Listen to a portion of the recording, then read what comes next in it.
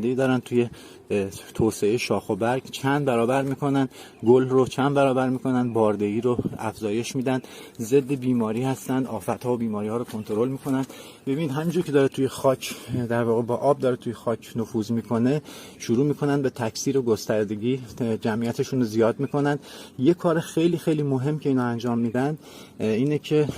ببینید شما وقتی کود شیمیایی مصرف میکنید درصد بسیار بالایی از اون کود شیمیایی به صورت قفل داخل خاکتون محبوس باقی میمونه، یعنی حبس میشه داخل خاکتون، نه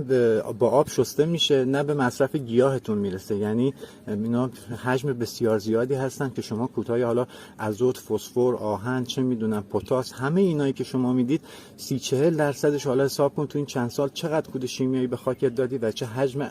وسیعی از عناصر و مواد مغذی داخل خاکت قفل شده که نه خارج میشه و نه در دسترس گیاهت قرار میگیره. لاکتوباسیلوس یقه اونا رو میگیره، یعنی LAB کاری که انجام میده میره تمام اون قفلا رو باز میکنه و تمام اون عناصر رو در اختیار گیاهان قرار میده، توی خاک اینا رو به جریان میندازه. کار مهمی که انجام میده و ارتباط عناصر غذایی رو در واقع افزایش میده. یه کار دیگه که میکنه، قارچای همزیست ریشه دوباره جمع میشن، دوباره تشکیل میشن، تبادل عناصر غذایی چند برابر صورت میگیره. به صورت پاششی وقتی استفاده میشه به این شکل که دید من شاخ و برگ این گل کاغذی رو شستم، باعث توسعه شاخ و برگ میشه، شاخهای لخت رو دوباره احیا میکنه، دوباره زنده میکنه. در واقع میشه گفت زندگی رو دوباره به گیاه و خاک دوباره برمیگردونه. خاک اگر شما بهترین کودها هم بهش بدید، بهترین مواد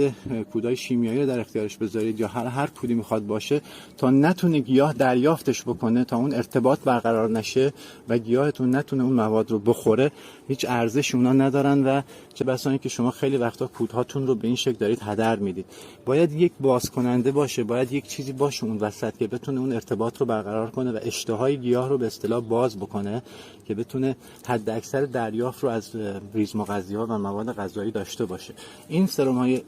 زئوبیون و LAB این کار رو برای شما به راحتی انجام میدن و